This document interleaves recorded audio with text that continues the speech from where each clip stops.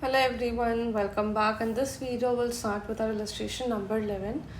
पिछले 2-3 क्वेश्चंस में हमने देखा था कि हमें इन्वेंट्री कैलकुलेट करना है और हमने किस तरीके से कैलकुलेट किया था. बेसिकली इन्वेंट्री टेकिंग जो होता है, फिजिकल वेरिफिकेशन हुआ, कुछ मिस आउट हो गया, वो बाद में फिजिकली वेरीफाई हुआ, तो जो भी एडजस्टमेंट्स था हम वो सब करके इन्वेंट्री कैलकुलेट कर रहे थे, राइट.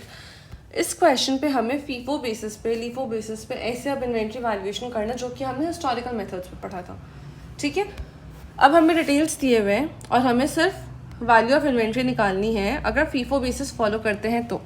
ठीक है, हमारा फॉर्मेट क्या था? डेट, रसीद्स के अंदर 3 यूनिट्स रेट अमाउंट, इशू के अंदर 3 units rate amount, similarly balance के अंदर 3 यूनिट्स रेट और अमाउंट. फीफो बेसिस पे क्या करते थे हम? जो पहली यूनिट्स आई होंगी हम पहले उसे इशू करेंगे, उस रेट उसके हिसाब से लेंगे. ठीक है, एक बार देखते हैं, समझ आएगा. पहली बात तो 1 जनवरी को ओपनिंग कुछ भी नहीं था तो बैलेंस लिख के उन्होंने नील दिखा दिया कि कोई अमाउंट नहीं है. 1 जनवरी को फिर मैंने परचेज़ किया, 1 जनवरी को परचेज़ किया 100 units at the rate 30 per unit. तो मैंने यहाँ पे दिखाया 100 यूनिट्स खरीदा 30 रुपये के हिसाब से 3000. मेरा बैलेंस कितना हो जाएगा? 100 यूनिट्स 30 रुपये 3000. ठीक है, फिर मैंने 15 जनवरी को कंजम्पशन के लिए इशू किया 50 यूनिट्स.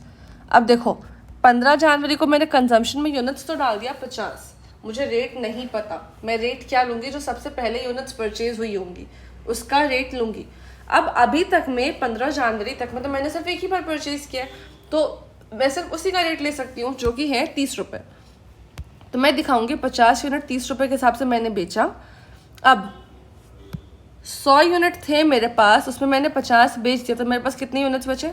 50 यूनिट्स 30 रुपये के हिसाब से 1500. ठीक है, इसके बाद नेक्स्ट क्या कहता है? 1 फरवरी को मैंने परचेज़ किया है 200 यूनिट्स 40 रुपये के हिसाब से. 1 फरवरी 200 यूनिट्स 40 रुपये 8000 उसका टोटल अमाउंट आता है. अब जब मुझे फीफो बेसिस पे बैलेंस लिखना होगा ना, तो मैं कैसे लिखूंगी? पहले का जो 50 था वो तो एज इट इज़ आ जाएगा और अभी का जो मैंने और परचेज़ किया उसको एक अलग से रो में डालूंगी. ठीक है, वेटेड एवरेज में हम एक रो ही जाता था बैलेंस का, लेकिन फीफो लीफो इसमें हो सकते हैं बैलेंस, क्लोजिंग बैलेंस के 2-3 रोज आए. ठीक है, फिर क्या कहते हैं? Issued for consumption 100 units. ठीक है, अब 15 फरवरी को मैंने 100 यूनिट्स बेचा है कंजम्पशन के. Sorry I got a call, अभी रीस्टार्ट मतलब कंटिन्यू करते हैं. ठीक है, यहाँ पे हम देख रहे थे कि हमें 15 यूनिट्स इसने इशू किया है, 15 फरवरी को इशू किया है 100 यूनिट्स. ठीक है, अब हम कौन से बेसिस पे बना रहे हैं? हम बना रहे हैं फीफो बेसिस पे, राइट. तो अब क्या होगा फीफो बेसिस पर? सबसे पहले आपको जो सबसे पहले स्टॉक आए हुए हैं वो इशू करना है, राइट. तो जो पहले स्टॉक आया है वो कौन सा स्टॉक आया था आपका? देखो, आपका जो बैलेंसिंग फिगर था वो 50 और 200 यूनिट्स का था. आपको 100 यूनिट इशू तो करना है, नो डाउट. उसमें से 50 आप स्टार्टिंग वाले से करो क्योंकि फर्स्टली 50 यूनिट्स है तो 50 आप 30 रुपये के हिसाब से ये वाला रेट डाल दिए. अब आपको 50 और इशू करना है, वो आप इस 200 में से करोगे तो 50 यूनिट इसमें से निकला 40 रुपये के हिसाब से 2000 रुपये हो गया इसका.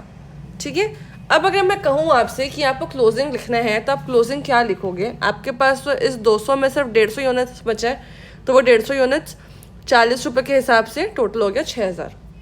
ठीक है, इसके बाद नेक्स्ट कहता है 20 तारीख को फिर से मैंने इशू किया है 100 यूनिट्स तो 20 को मैं 100 यूनिट्स लिखूंगी. अब मैं इशू किससे करूँगी? मेरे पास तो सिर्फ एक ही लॉट का स्टॉक है 40 रुपये वाला, तो मैं इस 40 रुपये से इशू कर दूंगी और मेरे पास बचेगी 50 यूनिट्स 40 रुपये के हिसाब से, दैट इक्वल्स टू 2000 रुपये. ठीक है, तो अब अगर कोई मुझसे पूछता है 31 मार्च का इन्वेंट्री का वैल्यू तो वो कितना हो जाएगा? ये amount that is 50 units at the rate 40 rupees that is 2000 rupees. ठीक है, ये क्वेश्चन हमारा कंप्लीट हुआ. नेक्स्ट क्वेश्चन स्टार्ट करते नेक्स्ट वीडियो में. तब तक चैनल सब्सक्राइब करना, वीडियो लाइक करना, दोस्तों के साथ शेयर करना ना भूलना.